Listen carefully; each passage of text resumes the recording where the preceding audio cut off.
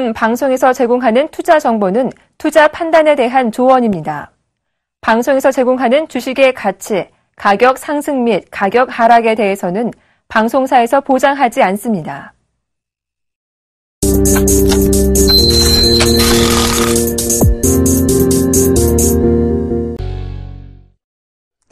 네, 오늘장 전망과 출발 상황 분석 도와주실 두 분 소개해드리겠습니다. 스타인베스트 윤동식 대표님, 유안타증권 해운대증권의 김충현 PB님 두 분 연결되어 있습니다. 안녕하세요.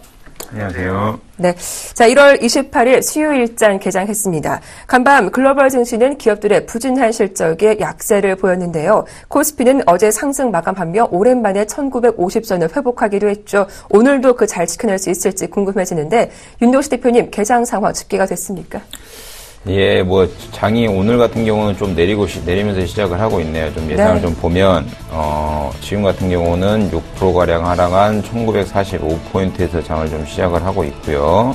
그리고 제가 누차 말씀드렸듯이, 자본에도 말씀드렸듯이 21선을 자꾸 맞고 떨어지는 패턴을 그리다가 22의 결과가 나오면 주가가 반등폭이 좀 나오지 않겠는가라고 말씀을 드렸었는데, 여지없이 22 결과, 600억 유로에 매달 양적 완화를 시행하겠다 해서 주가가 많이 올라와 있습니다. 지금 같은 경우는 전일 대비해서 전일 미국 쪽에서 안 좋은 기업들의 실적이 발표가 됐었죠. MS 같은 경우도 9%가량 빠졌었고, 그리고 카터필더도 그렇고 P&G도 그렇고 전체적으로 기업들이 안 좋은 실적으로 이제 주가가 많이 빠졌었는데, 자, 이제 봅시다. 우리나라 주가가 이제 과연, 이제 121선이죠. 일봉상으로 보면 121선인 1970선을 돌파할 수 있을지, 그리고 지금 61선을 돌파를 했고, 21선을 22에서 강하게 돌파한 다음에도 상승 추세가 유효할지에 대한 의구심이 가장 클 것 같은데, 좀 보수적으로 보셔야 될 것 같습니다. 결론적으로 좀 말씀드리면, 일단 주봉상으로 놓고 보면, 61선과 121선이 1960포인트, 70포인트 이 선에서 조금 뭉쳐있는 게 보입니다. 그러면 단기적으로 코스피가 모멘텀이 없이 상승하는 파동이 나온다고 하면 단기적인 저항대가 1965포인트 정도가 되지 않겠는가라고 생각을 하고 있기 때문에 뚜렷한 모멘텀이 없는 한은 우리나라 증시는 1965포인트, 60에서 70포인트 사이에서 왔다 갔다 움직일 가능성이 매우 크고요. 그거에 맞춰가지고 좀 움직이시는 전략이 가장 중요하다고 판단되고 있고, 코스닥 증시 같은 경우도 5년 이래 최고치를 돌파하고 있죠. 600포인트를 돌파한 게 2009년 이후로 처음으로 보고 있는데, 580포인트, 2선 580포인트를 돌파해서 지금 같은 경우 587.12포인트가 가량 와 있는 상황인데, 이제 코스닥 지수 또한 어떻게 보면 두 섹터, 대형주, 중소형주 이렇게 나눠가지고 코스닥, 코스피 선택을 하라고 하면 오히려 코스닥 종목을 선택하는 게 맞는 것 같은데, 코스닥 종목에 대해서도 조금은 이제는 좀 보수적인 관점에서 바라봐야 되는 시점이 아닌가라고 정리를 해드리겠습니다. 네, 현재 코스피, 코스닥 모두 파란불 들어오면서 약 보합의 거래가 진행되고 있는데요. LG 디스플레이가 오늘 4분기 실적을 공개했습니다. 지난해 영업이익이 1조 3,572억 원을 기록해 전년 대비 16.7% 늘었다고 공시를 했는데요. 작년에 이어서 2년 연속 1조 원 이상의 클럽에 가입하게 됐습니다. 오늘 이 소식에 주가가 화답하면서 1.78%, 어제 3% 급등에 이어 오늘도 추가적인 상승세가 나오고 있습니다. 잠시 후에 자세한 주가 흐름 전망해드리도록 하고요. 자, 이어서 수급 동향도 분석해 보겠습니다. 어제도 외국인과 기관의 동반 매수세가 코스피에 긍정적으로 작용했는데요. 자, 김충현 PB님, 현재 수급 상황은 어떻게 흘러가고 있습니까? 네, 오늘도 어제 연이어 외국인과 기관의 동반 매수가 들어오고 있는 상황입니다. 지금 외국인이 149억 8천억, 149억 정도를 지금 매수하고 있는 상황이고요. 그리고 기관이 200억 정도 순매수, 그리고 개인이 360억 정도 순매도를 보이고 있는 상황입니다. 특히 간만에 투신권에서 순매수가 들어오고 있는 모습이 보이면서 지금 좀 우호적으로 보이는 상황이긴 한데, 개인적으로는 일단은 저번에도 말씀드렸듯이 1950선에서는 단기적인 저항이 올 거라고 보고 있는 상황입니다. 최근에 연기금이 계속해서 주식을 많이 사고 있는 모습이었는데요. 연기금 매수가 지금 좀 집중되고 있는 종목은 정화조 쪽으로 지금 집중이 되고 있습니다. 그래서 정화조 쪽 종목들 뭐 단기적으로 조금 차익을 그래도 좀 실현해야 되는 가격대까지 올라온 것 같고요. 그리고 오늘 이제 보면은 외국인 그 매수를 조금 유심히 보셔야 될 것 같습니다. 외국인 매수를 좀 유심히 보셔야 될 것 같은데 아직까지 순매수로 돌아섰다고 하기에는 매수세가 약한 상황이고요. 이게 조금 1,000억 이상대에 이제 순매수가 들어오게 된다면은 조금 그 이야기가 달라질 수 있지만은 지금은 이제 단기적인 저항대에 좀 걸리는 가격대가 오지 않았나 생각이 됩니다. 그리고 코스닥은 지금 49억 정도 지금 4억 9천 정도를 지금 외국인이 매도를 하고 있고요. 개인이 6억 정도 순매수, 기관이 3억 정도 순매수가 들어오고 있는 상황이고, 최근에 코스닥 지수 같은 경우에는 개인이 주로 매수를 하고 있는 상황입니다. 3거래일 연속 지금 코스닥을 개인이 매수하고 있는 상황이고요. 지금 코스닥이 지금 보면은 어제 같은 경우에도 그 장 초반에 들었다가 장 후반에 이제 그 저가를 만드는 이런 조금 안 좋은 패턴이 계속해서 지속되고 있는데, 이런 시장 내에서 지금 코스피가 강한 모습을 단기적으로 계속 보이고 있었습니다. 그렇기 때문에 이제는 뭐 코스피로 넘어가는 것이 아니냐라는 심리가 형성될 수가 있는데, 아직까지는 코스닥 쪽으로 조금 더 신경을 쓰시는 관점을 가지시는 게 좋을 것 같습니다. 네. 자, 오늘까지도 외국인의 순매수세가 이어지고 있지만 본격적인 순매수로 돌아섰다고 판단하기에는 조금 더 이르겠다. 조금 더 매수가 강하게 유입되는지 여부를 확인해보고 대응하자라는 분석 들어봤습니다. 자, 이어서 업종별 분위기도 확인을 해볼 텐데요. 양 시장 모두 쉬어가는 흐름이 포착이 되고 있는데 업종별로는 어떤 특징이 있습니까? 업종별로 놓고 본다고 치면 여전히 외국인도 그렇고 기관도 그렇고 이제 대형주 위주로 좀 매수를 하는 전략을 좀 취하고 있는 걸로 보여지고 있고요. 외국인이나 기관 마찬가지로 섬유, 그리고 화학 쪽, 정유 쪽, 그리고 철강, 유통, 장비 이쪽으로 좀 많이 매수세가 좀 뛰어가고 있는 것 같습니다. 그런데 오늘 재미난 뉴스가 많이 나오는 것 같아요. 네. 건설부터 일단 놓고 보겠습니다. 저 같은 경우는 전체적인 2015년도 장세가 상승 파동으로 갈 걸 좀 예상을 하고 있는데, 그에 대한 근본적인 이유를 좀 몇 개를 찾아보면 실적이 안 좋게 나오는 기업들이 많이 있습니다. 이 얘기는 지금 무슨 얘기냐면, 대림산업 같은 경우도 저번 주인가 저저번 주에 실적 발표를 했죠. 그런데도 불구하고 차트를 놓고 본다고 치더라도 마이너스 6%에서 좀 마감을 한 상황에 다시 한번 강하게 좀 올리는 모습을 보이는 패턴을 보이고 있고요. 일봉상으로 놓고 보면 이제 바닥을 다지면서 오히려 올라가는 모습을 보이고 있고요. GS건설 같은 경우도 어제 실적을 발표했죠. 어제 4분기 실적을 발표했는데, 네.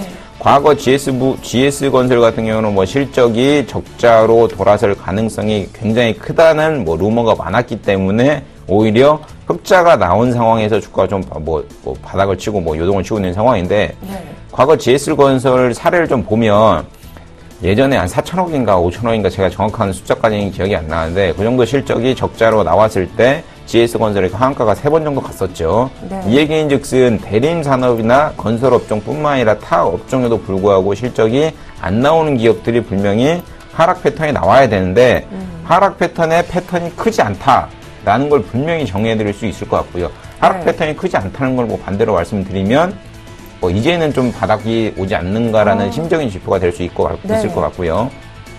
다음으로 이제 정유업종에 대해서 좀 보시면 SK이노베이션 같은 경우도 오히려 유가가 70불 때보다 지금 40불 가까이 서부텍사스 기준으로는 45불까지 빠졌죠. 그런데도 불구하고 SK이노베이션 같은 경우는, 그리고 S오일 같은 경우는 오히려 주가가 바닥을 다지고 74,000원부터 지금 95,000원까지 오히려 유가가 빠졌는데도 불구하고 올라오는 시점입니다. 이 얘기인 즉슨 전체적인 업황도 그렇고 종목들도 그렇고 우리나라 증시가 강세적으로 이제 갈 가능성이 매우 크다는 것을 좀 타고 있기 때문에, 이런 포인트에 대해서 좀 눈여겨보시면서 종목 선정하시는 게 가장 좋지 않나 생각을 하고 있습니다. 네. 자, 이렇게 현재 업종별 분위기까지 확인을 해봤습니다. 자, 이어서 외환시장 흐름 살펴보도록 하죠. 오늘 순서는 KB 외환선물 정경팔 팀장님과 함께하겠습니다. 안녕하세요. 네, 안녕하세요. 네, 오늘 원달러 환율 출발 동향은 어떻습니까? 네, 오늘 서울외환시장은 어제 종가 대비 2원 50전이 하락한 1077원 50전에 개장했고요. 개장 이후 달러 엔의 상승과 연동되면서 낙폭을 줄이는 모습입니다. 1079원 50전까지 반등했고요. 이 시간 현재는 1079원 30전에 거래가 되고 있습니다. 오늘 환율이 하락 출발한 것은 미 경제 지표가 부진한 모습을 보임에 따라서 미 연준의 금리 인상 시기가 연기될 것이라는 기대감을 반영하고 있습니다. 어제 발표된 미국의 12월 내구재 수주가 예상보다 크게 감소하면서 뉴욕 증시가 조정을 보였고요. 이에 따라 미 국채금리가 하락하면서 이를 반영한 달러화는 대부분의 통화 대비 약세를 보였습니다. 그러나 이후 발표된 미국의 12월 신규 주택 판매와 1월 소비자 신뢰 지수가 예상보다 호조를 보이면서 뉴욕 증시와 미 국채 수익률이 모두 반등세를 보였고요. 달러화는 주요 통화 대비 낙폭을 줄이면서 뉴욕 거래를 마감하는 모습이었습니다. 달러 원 1개월물의 경우 현물 환율로 환산해서 장중 한때 1075원대까지 하락했습니다만 이후 반등하면서 1078원대에서 뉴욕 여교외 시장 거래를 마감했고요. 서울시장으로 거래가 이어지고 있습니다. 달러 원 환율이 하락 압력을 받고 있습니다만 하락폭이 크지는 않을 것으로 보고 있는데요. 달러 원이 추정하고 있는 달러 N이 어제 117.32엔까지 하락하는 모습 보였습니다만 이후 반등하면서 이 시간 현재는 118엔대를 넘어서고 있고요. 기존의 박스권을 유지하는 모습을 계속해서 보여주고 있습니다. 달러 N이 117엔대 초반대에서 강한 하방 경직성을 보여주고 있는 만큼 서울 외환시장 참여자들이 매도 포지션을 크게 가져갈 명분을 찾기는 쉽지 않아 보입니다. 미 연준이 금리 인상 시기를 늦출 것이라는 기대감 역시 확대 해석할 필요는 없다고 보고 있는데요. 비록 어제 미국의 내구재 수주가 큰 폭의 하락세를 보이기는 했습니다만 주택 지표의 경우 최근 4개월 내 최고치를 보였고요. 소비자 신뢰 지수의 경우는 지난 2007년 이후 최고치를 기록하면서 내구재 지표의 부진을 상쇄하고 있습니다. 지난해 12월에 미 연준이 금리 인상 일정을 발표한 이후 미 경제 지표들이 부진한 모습을 보인 기간이 지난 한 달에 불과하기 때문에 최소한 수개월간의 추이를 보고 판단하는 미 연준의 성향을 고려해 볼 때 이번 달 성명서에서 기존의 기조를 바꾸지는 않을 것이라고 예상이 되고요. 만약 인내심이라는 문구를 강조할 경우에는 달러화가 약세를 보일 수 있겠습니다만 여전히 금리 인상 이벤트가 남아있는 만큼 달러화 약세는 제한적인 수준에서 나타날 것으로 보고 있습니다. 달러 원의 경우 1072원에서 1091원 사이의 박스권이 2월의 구정 연휴 전까지는 지속이 될 것으로 예상이 되고요. 오늘은 1073원과 1083원 사이에서 거래될 전망입니다. 오늘 외환시장 동향까지 말씀 자세히 들어봤습니다. 도움 말씀 고맙습니다. 네, 감사합니다. 네, 지금까지 KB 외환선물 정경팔 팀장이었습니다.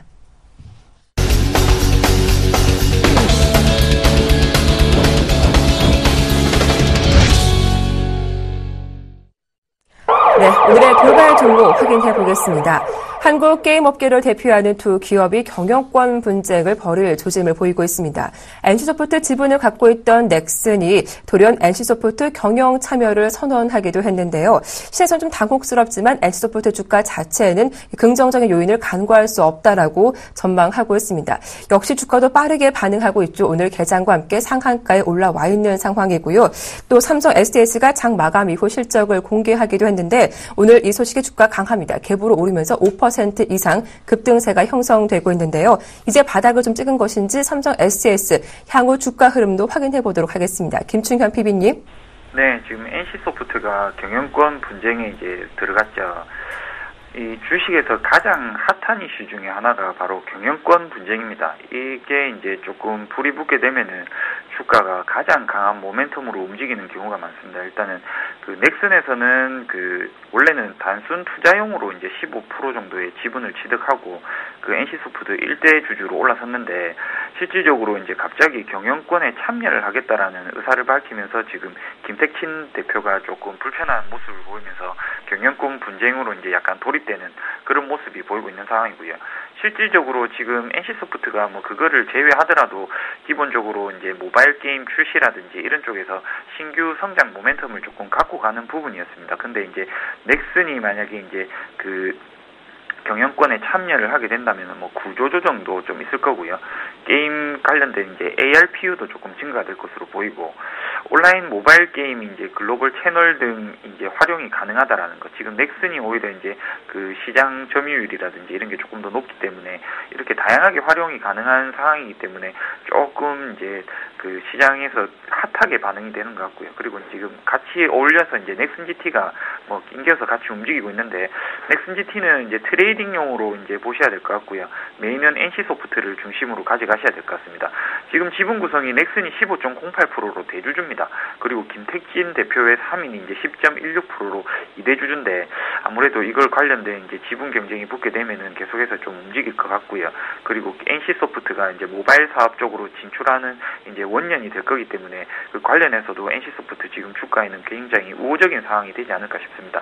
국내 산업에 먹을거리가 많이 없는 데에서 이제 지금 우리나라 게임의 공영업체 2개가 이제 이렇게 지금 지분 경쟁이 붙은 상황이기 때문에 다른 게임 업체들에 대한 인수 합병이라든지 이런 것들도 간혹 이제 조금 회자가 될 수 있는 상황이기 때문에요.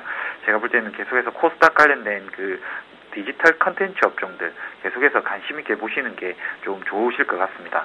그리고 두 번째로 삼성 SDS입니다. 삼성 SDS 같은 경우가 이제 호실적을 발표했죠. 호실적을 발표하면서 지금 장 초반 5.58% 정도 이렇게 상승을 하고 있는데 지금 그 삼성 SDS는 실적이 좋게 나올 수밖에 없을 겁니다. 이게 지금 항상 얘기를 드리지만은 그 실적이 좋게 나온다 할지언정 지금 삼성 SDS는 그래도 비싼 수준에 지금 거래가 되는 거거든요.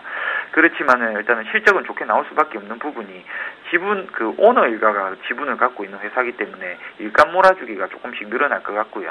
그래서 이제 관련된 물류 BPO 매출이 이제 7,690억 그리고 영업이익이 193억으로 매출이 이제 35% 영업이익이 10.2% 정도를 차지할 정도로 이제 이런 쪽이 지금 성장이 하고 있습니다. 그리고 아웃소싱과 SI 부분의 영업이익률이 12% 정도를 기록하면서 수익성이 계속 개선되고 있는 모습인데 2015년에도 계속해서 뭐 영업이익이 뭐 11%, 17% 뭐 이제 성장한 뭐 8조 7천억 그리고 뭐 5,940억 원의 이제 영업이익이 나올 것으로 이렇게 보고는 있는데 그 일단은 뭐 대충 뭐 바닥권이라고 볼 수는 있겠습니다. 바닥권이라고 볼 수는 있겠지만은 실질적으로 그 저번에도 말씀드렸듯이 21선 이상 회복하는 걸 확인하고 들어가시는 게 나을 겁니다. 이런 종목들은 저번에도 뭐 제일모직이랑 삼성 SDS에 관련돼서 말씀드렸을 때 일단 회복되는 거 확인하고 들어가는 게 나은 상황이기 때문에 지금 이 정도 실적이 나왔다고 할지언정 삼성 SDS가 뭐 굉장히 뭐 지금 뭐 밸류에이션이 상당히 돌아섰다 뭐 이렇게 말하기도 조금 어렵고요. 지금 삼성 SDS 같은 경우에는 뭐 1분기에도 이제 흑자가 확대가 될 것이고 그리고 올해 2분기에도 흑자가 조금 늘어날 것으로 보이지만은 일단은 아직까지는 투자 심리적인 부분에서는 회복으로 이제 돌아섰다라고 보기가 어렵습니다. 그래서 27만 원 정도 이상 회복되는 것까지는 그냥 보시고요. 어차피 여기서 15,000원 정도 뭐 6%, 7% 수준인데 그 정도 확인하고 조금 더 안전하게 매매를 들어가시는 게 좀 더 나을 거라고 생각하고 있는 상황입니다. 그래서 지금 오늘 뭐 실적 잘 나왔다고 갑자기 붙으실 필요도 없으신 것 같고요.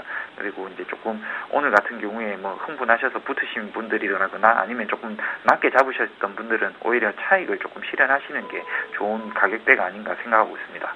네, 삼성 SDS 호실적의 주가는 많이 올라왔지만 그래도 좀 가격이 비싼 감이 없지 않아 있기 때문에 신규 접근은 좀 자제하자, 보유하신 분들은 차익 실현 관점으로 대응해보자라는 의견 들어봤습니다.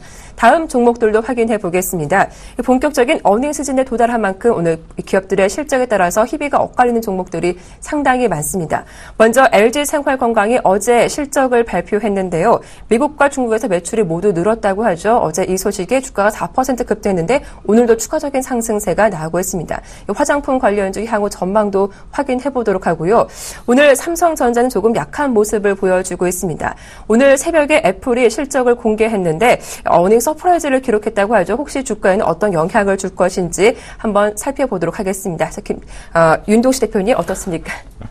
일단 삼성전자부터 놓고 보겠습니다. 네. 전일 뭐 주가가 뭐 미국 중심이 많이 빠졌죠. 네. 대부분 기업들이 실적이 안 좋게 나왔기 때문에 뭐 MS 같은 경우는 아까 말씀드린 대로 9%, P&G 같은 경우도 카타피터 같은 경우도 전체적으로 빠졌는데 네. 애플 같은 경우는 뭐 매 분기 매년 뭐 호실적을 나타내고 있는 것 같습니다. 이제 회계연도 1분기로 좀 실적을 보면 전년 동기 대비해서 46% 증가한 7,450만 대를 판매했다.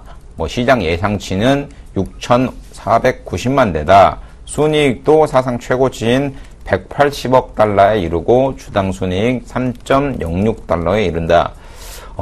글쎄요. 뭐 애플은 뭐 날아가고 있는 것 같습니다. 전체적으로 보면 애플의 뭐 매출도 증가되고 있는 상황인 것 같고요. 그리고 지금 한국 시장에서 삼성전자 주가를 밀리고 있는 뭐 가장 큰 이유는 네. 중국 시장 같은 경우도 기존에는 뭐 저가 핸드폰 시장에 대한 MS가 많았기 때문에 삼성전자의 점유율이 1위였었는데, 네. 뭐 어제 같은 경우는 뭐 놓고 보면 애플의 중국 시장 점유율이 1위, 그리고 2위가 샤오미, 뭐 3위가 삼성전자라는 얘기 때문에 애플은 주가를 올리고 있지만 삼성전자 같은 경우는 오히려 주가가 많이 좀 밀리고 있는, 뭐 많이라는 표현은 좀 심한 표현인 것 같습니다. 뭐 17,000원 정도 밀린 상황으로 보여지고 있는데, 네.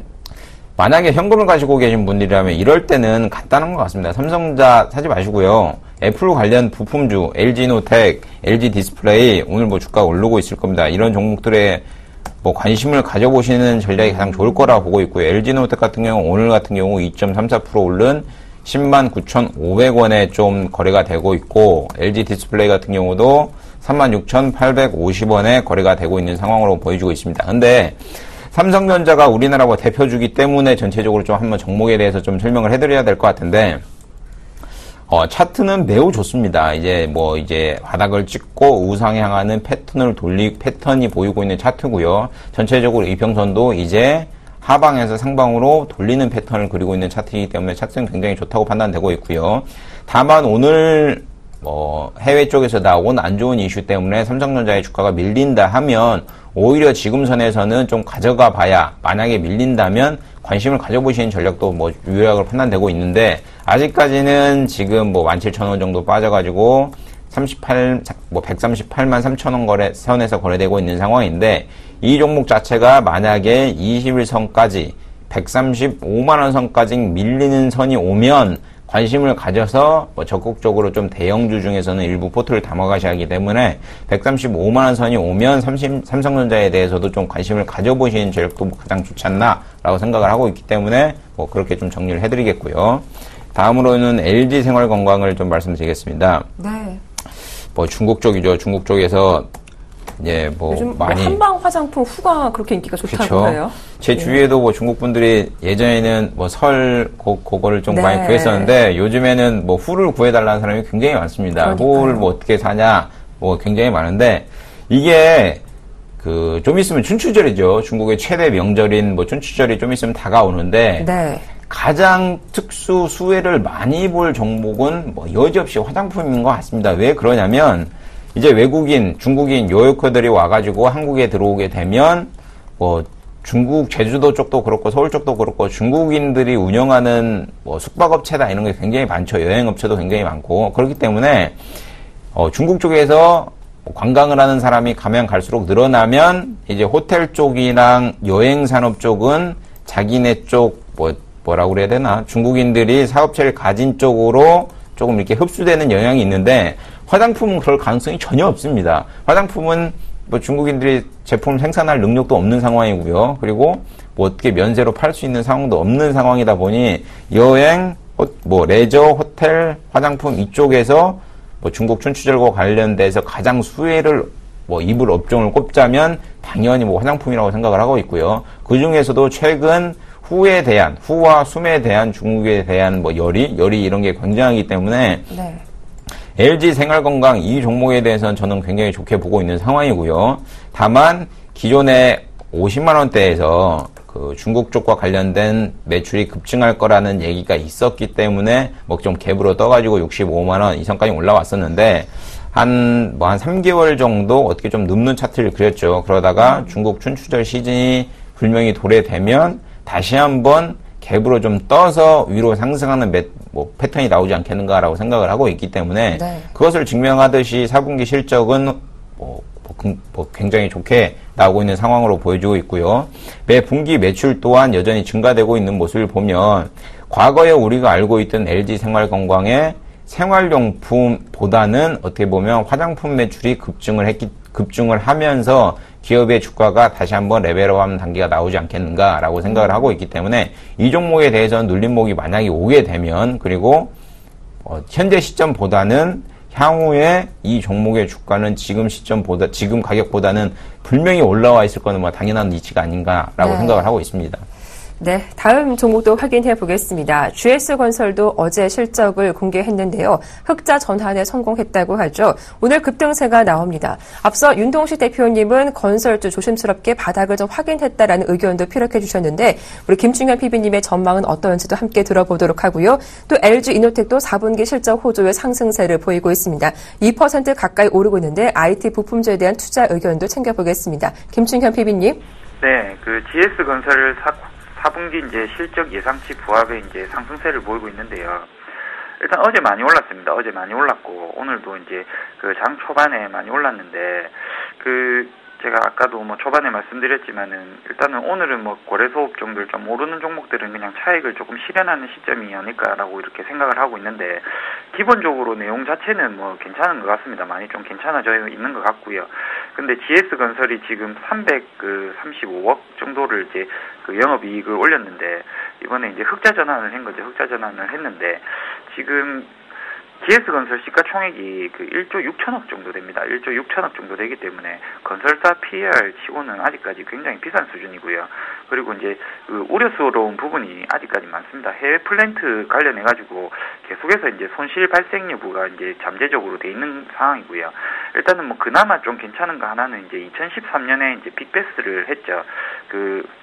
GS건설이 2013년에 갖고 있는 부실이라든지 뭐 이런 걸 전부 다 털어내면서 약 1조 정도 가량의 이제 적자를 감소하면서 이제 빅베스를 해놨는데 그 다음부터 이제 얼마나만큼 돌아서느냐 이것이 좀 중요한 것 같습니다. 그래서 뭐 2014년 뭐 토탈 해가지고 500억 정도 이제 순이익이 났는데 향후 지금 이 추세가 좀 유지가 될 거라 이렇게 이제 시장에서는 뭐 좀 보고 지금 급반등이 나오는 것 같습니다. 지금 이제 반등이 나오는 가격대에서는 단기적으로는 뭐 26,000원까지 일단은 뭐 보시고요. 근데 제 개인적으로는 오늘은 뭐 그냥 조금 수익이 나신 분들은 정리하시는 게 좋은 가격대가 아닌가 생각을 하고 있는 상황입니다. 뭐 다른 건설주들도 마찬가지고요. 뭐 특히 대형 건설사들은 그 국내 수주로는 부족한 부분들이 워낙 많기 때문에 이것들은 조금 올라오는 대로 뭐 수익 실현을 하시는 게 좋고 뭐 이 정도면 뭐 괜찮지 않겠냐 이렇게 뭐 급하게 따라가시는 것보다는 오히려 이제 조금 조정 나오면은 뭐 23,000원 밑에서 뭐 잡아보셔도 한 번씩 이렇게 트레이딩은 충분히 가능한 종목이 되어 있는 상황인 것 같습니다. 그래서 뭐 오늘 같은 경우에는 뭐 어느 정도 그 오늘 가격대 괜찮게 올라왔을 때 가격대쯤 되면은 오히려 차익을 실현하시는 쪽으로 하시고요. 그리고 두 번째로 이제 LG이노텍이 이제 애플의 실적 호조 소식에 이제 강세를 보이고 있죠. LG 디스플레이도 그렇고 LG 이노텍도 그렇고 지금 둘 다 이제 아이폰의 수혜를 보고 있는 상황입니다. 지금 그 아이폰 같은 경우에는 지금 이제 과거에 스티브 잡스가 이제 그 돌아가시고 난 다음에 이제 우려감이 굉장히 많았는데 이번에 이제 그 대표가 바뀌고 난 다음에 오히려 그 철학을 조금 바꿨습니다. 오히려 조금 더 대중적인 분위기로 바꾸면서 지금 중국에서 지금 미국보다 더 많이 팔리고 있는 상황이거든요. 지금 그 중국이라는 시장이 그만큼 이제 파괴력이 있는 겁니다. 그렇기 때문에 중국에서 이제 뭐 사재끼기 시작하고 그리고 실질적으로 중국에서 이제 브랜드 파워로도 이미 애플이 거의 최고 이제 그 명품 브랜드로 자리를 잡고 있기 때문에 향후 애플은 계속해서 뭐 좋은 호실적을 보일 것으로 예상이 되고 있는 상황이고요. 그 LG 디스플레이는 이제 패널이 들어가고 그리고 그 LG 이노텍 같은 경우에는 이제 그 카메라 모듈 이런 것들이 이제 들어가는데 그 두 개 중에 뭐가 더 좋나 이렇게 하면은 제가 볼 때는 LG 디스플레이가 조금 더 안정적으로 갈 수 있는 상황이 될 것 같습니다. 그렇기 때문에 LG 이노텍, LG 디스플레이 뭐 둘 다 좋은 상황인데 굳이 그래도 둘 중 하나를 꼽는다 하면은 그래도 이제 LG 디스플레이 지금 뭐 장 초반에 강세를 보이다가 지금 많이 빠지고 있지만은 그래도 이제 조정 시에 오히려 매수 관점으로 가져봐야 될 종목은 LG 디스플레이인 것 같고요. 뭐 지금 오늘 거래소에 대한 기본적인 제 그 의견은 뭐 마찬가지입니다. 일단은 오늘은 조금 차익을 실현해야 되는 가격대에 오지 않았나 하는 게 기본적인 생각이고요. LG 디스플레이, LG 이노텍 뭐 향후 뭐 실적은 계속해서 조금 회복이 될 가능성이 높습니다. 그래도 둘 중 하나를 선택하신다면 LG 디스플레이 쪽으로 보시고 매매를 하시는 게 좋고요. LG 디스플레이 같은 경우에도 뭐 37,000원 이상 이제 단기적으로 목표를 그 뭐 하셔봐야 뭐 3% 이 정도밖에 안 되니까 뭐 단타 하시는 분들은 이제 조금 접근하셔도 괜찮으실 것 같고 그 외의 분들은 일단은 조금 더 확인하시고 37,000원을 돌파하고 난 이후에 접근하셔도 충분히 먹을거리가 있는 종목이라고 보고 있습니다. 네. 자, 다음 종목 살펴보겠습니다. 말씀하신 대로 LG 디스플레이가 지난해에 이어서 2년 연속 1조 원 이상의 영업이익을 기록했는데요. 이 장 초반에 52주 신고가를 형성했는데 지금은 조금 밀리는 모습도 나오고 있습니다. 최근 IT 부품주 수급도 좋게 형성되고 있는데 향후 추가적인 상승 여력이 어느 정도인지 주가 흐름 살펴보도록 하겠습니다.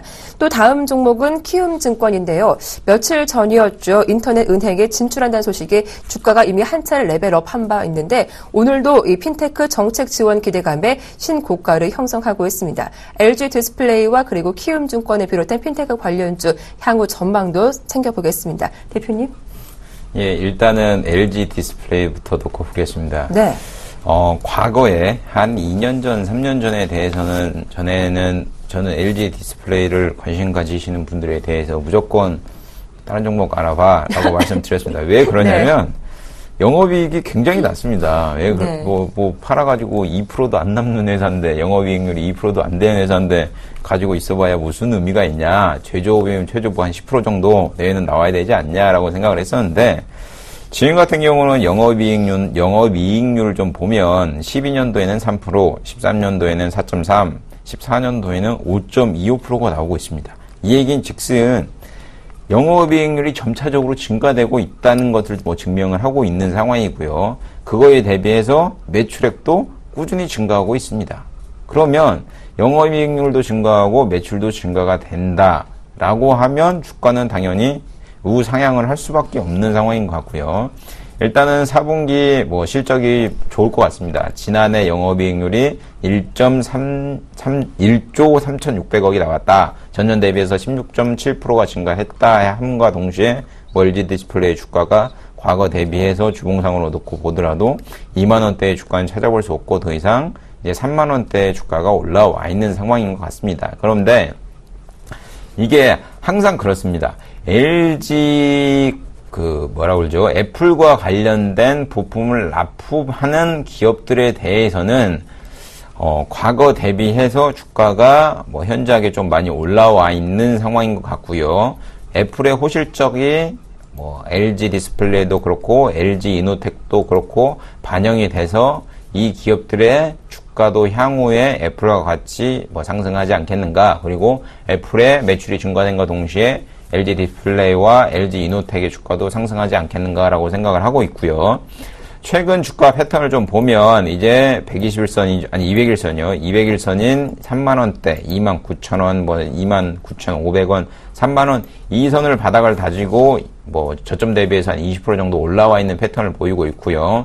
최근 어떻게 보면 신고가를 좀 돌파하고 있는 패턴을 보이지 않는가라고 생각을 하고 있는데 신고가를 돌파를 하려면 두 가지 패턴이 있는 것 같습니다. 거래량을 전일 대비해서 2.5배 이상 돌파를 하거나 아니면 거래량을 없이 가야 되는 종목인데 지금은 조금 애매한 상황이다 보니 네.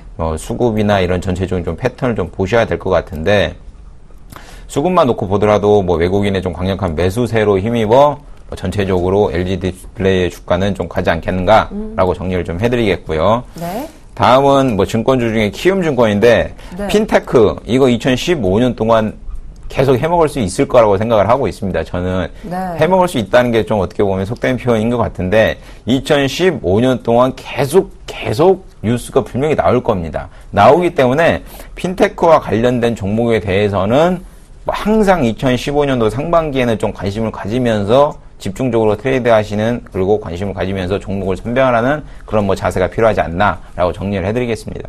네, 자, 핀테크 관련주 선별적으로 대응해보자라는 말씀도 잘 기억해 두시기 바라겠습니다.